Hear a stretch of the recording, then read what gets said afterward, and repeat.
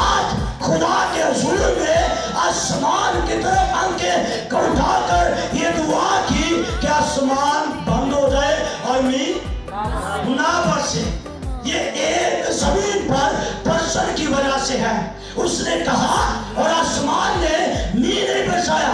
ये 1 मंथ की बात नहीं, ये 2 मंथ की बात नहीं, ये 3 मंथ की बात नहीं, ये 1 साल की बात नहीं, बल्कि कितनी मुद्दत तक, कितने सालों तक दरवाजा आसमान का बंद हो गया। कितने साल?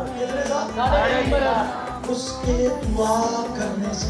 बल्कि फिर एलिया ने आसमान की तरफ निगाह की और आसमान को हुक्म दिया, और जैसे ही उसने हुक्म दिया उस वक्त कोई बादल नजर नहीं आ रहा। लेकिन उसकी दुआ ने